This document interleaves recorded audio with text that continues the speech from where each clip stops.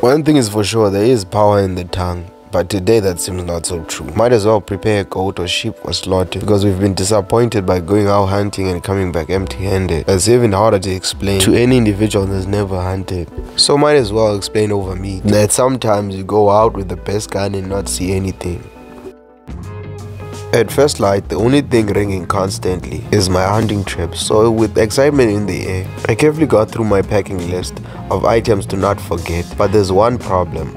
Every time I go home, when I come back, it seems that this tire has a slow puncture, but I don't see where exactly the puncture is, or I can't identify. As soon as I realized the worst case, I decided it's actually time to attend to this problem.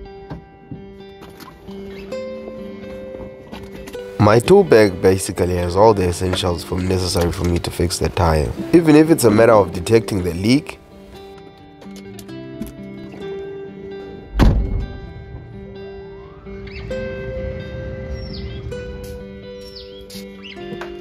my intuition was correct, because I had thought about this tire a few days ago and I was like, my intuition was right and I need to pay attention to this tire today. So let me sort this out before I do anything else today.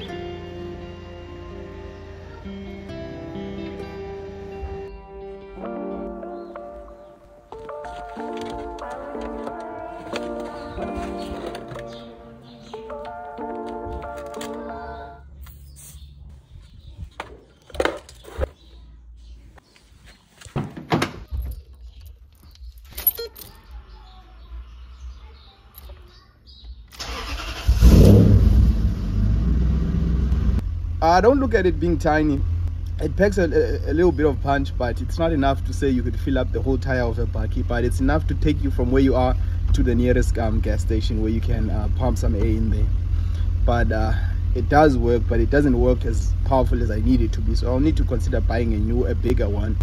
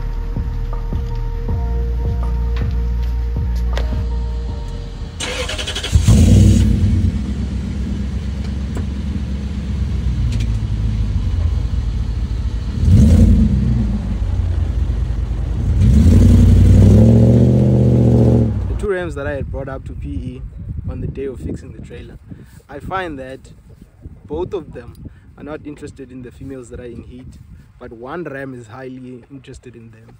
So what I'm thinking is castrate the two and let them fatten up with the oranges, and then after that slaughter one of them.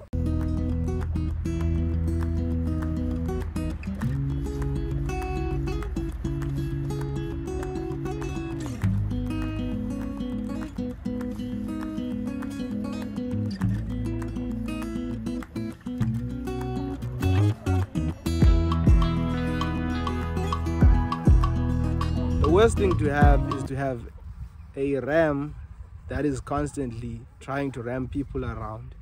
Whenever I'm not here or someone else, it shows signs that it's ready to ram people from behind. So whenever a ram is that problematic, it's a danger to people and our safety, I always have a solution for that. And there's one solution for that.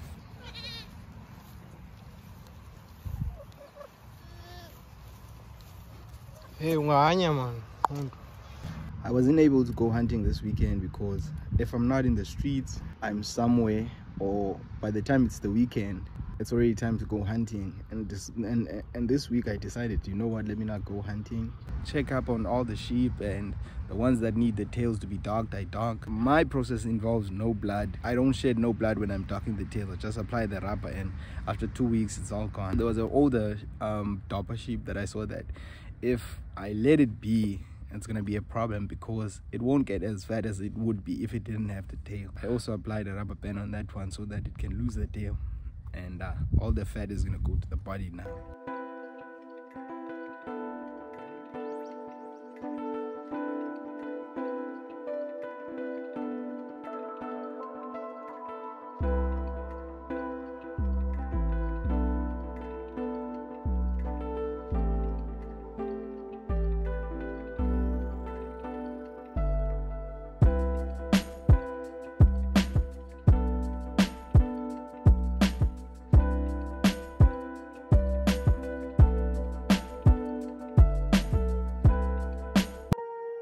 As morning comes, I decide to go check up on the sheep that were recently castrated because they were worrying me.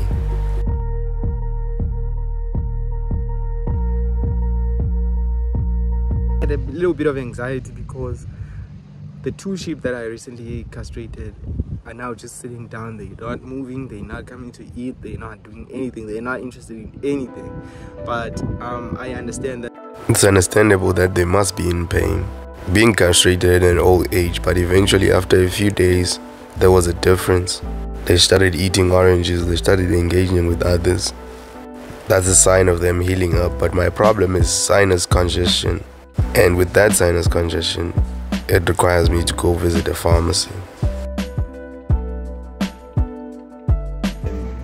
When I go hunting, or just now, because now I also have them, but when I go hunting it becomes severe.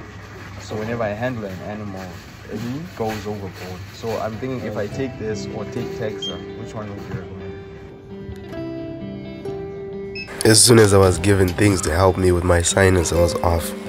As planned, I was gonna hunt this weekend, but we also have a problem. As soon as I arrived, I realized that problem.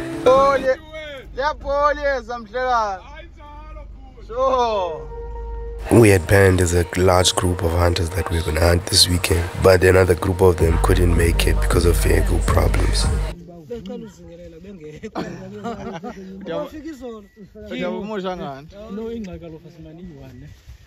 asikwazi ngoku noya kwenye besinethemba ukusola isizinja awukancedi ufuna ukole ngendaba ngoku kusile ngoku into aqala ufuna ukugqitya inyamakazi ngoku andiyazi ngoku igqibe ngizi ngathi uyazama pha uyoleqa kanti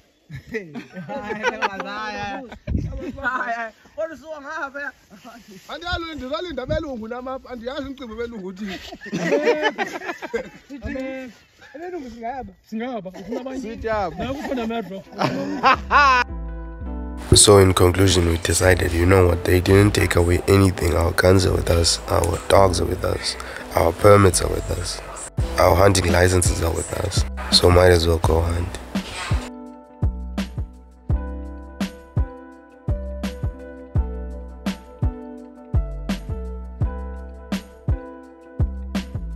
In South Africa, there's 2 ways to apply for a hunting permit. You can either email or physically walk into the Department of Environmental Affairs. The use of dogs in hunting is prohibited. So you are required to apply for a hunting permit that states that you use methods that are prohibited in hunting. On top of the permit, you're still required to be the holder of a hunting license and a permit that states the method of hunting that you use. Thirdly, there is something called the hunting proclamation that states the dates, the seasons are open and the seasons are closed, which species must be hunted, which species must not be hunted.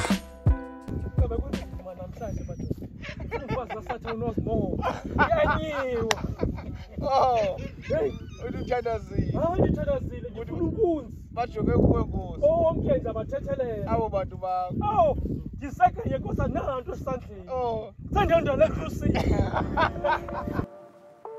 After that, we packed up our things and I loaded my rifle and off we went. My preference when choosing a stand is when I shoot, there's a backstop where I know where my bullet is gonna end.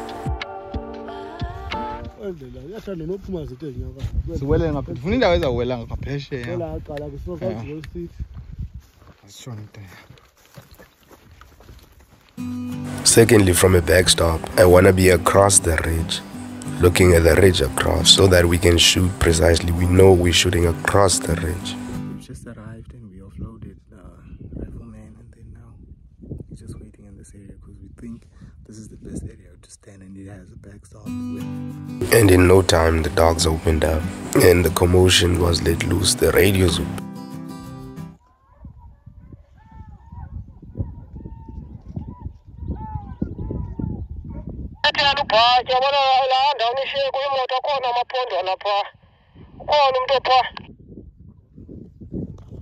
Kuba inyamakazi wena sawubona sawuva ngesithonga silapha notayera.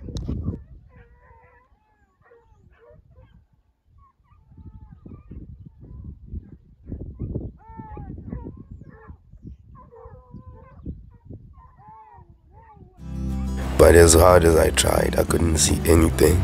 And it seemed that this day was not my day in terms of hunting. I have a little belief of mine that if it's your day and you're gonna be able to see and shoot a lot of things.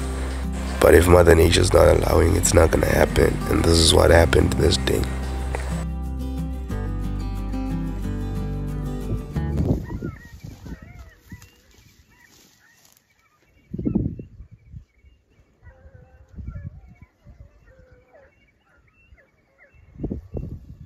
Not being able to see anything, and it's a proper place where I'm at, and I'm just listening, trying to see where the dogs are driving the game and which direction. So I'm thinking to be in the line of beaters, because if I'm there I'm going to be able to see.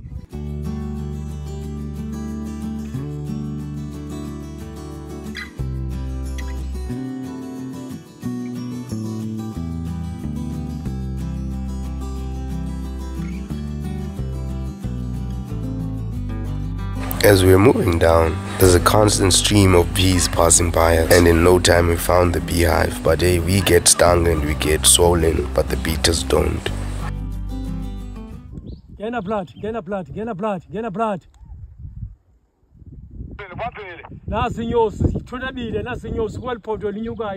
I don't know how, but they've been able to expose themselves to bee stings so many times that they don't react to it no more.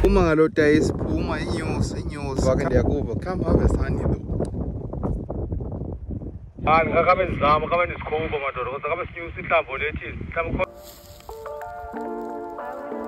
When you have a beehive that's on the ground and it's winter and there's been a recent rain, we normally don't believe that there's a lot of honey. So when they came, we started digging. The inevitable was evident.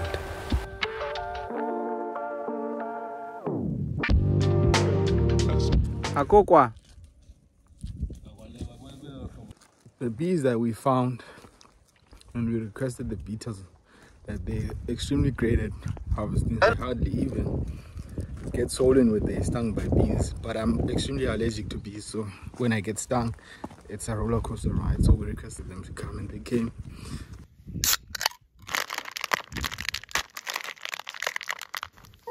The thought of fueling off of sweet honey was no longer possible.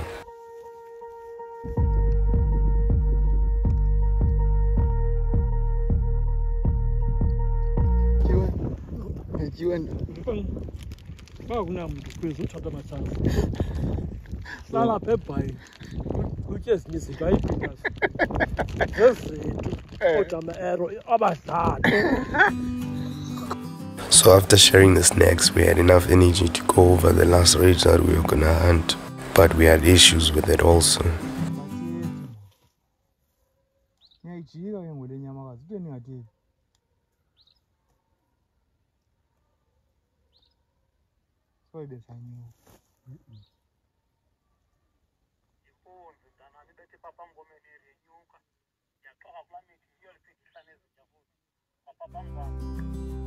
The beaters eventually came out with the hounds, but we were not able to spot anything because the animals turned back.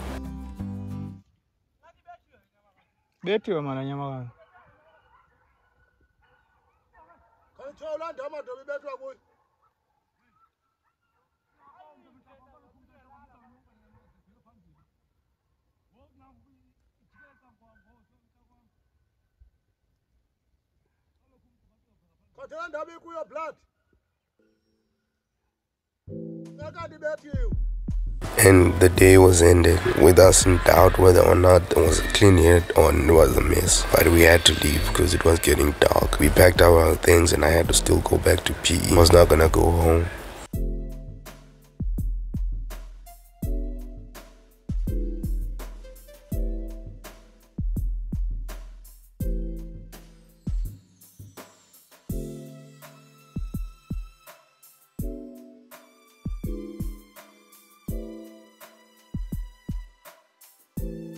I've come back from home. I had to come back the same day because I had a few things that I need to sort out on Sunday here in PE. So on my way back, when we left there, the guys there, of course, we felt like meat, so might as well go to wherever I can buy meat around town. We went inside to go and eat some meat because we felt like eating some fat meat, you know, and it's cold and it calls for us to eat some meat. But while we're still eating, we find that when we come out, there's a boy already washing the car that we came in with. And we didn't tell him to wash the car. He just washed the car and now we're supposed to pay him. While we're enjoying ourselves inside with a lot of fat meat, outside a car is being washed, unknowingly though.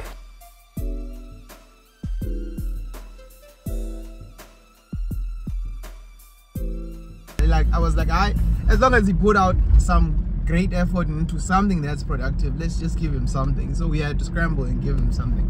But it was really shocking for us to come out and someone's already washing the car.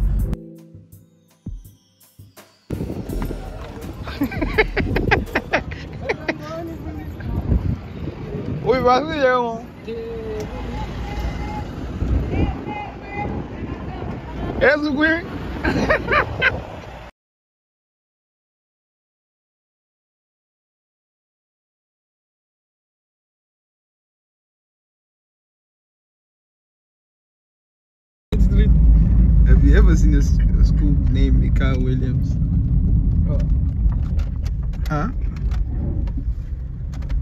What's the name? MC Williams. MC Williams where? In Warm. All over Newton Park. Okay.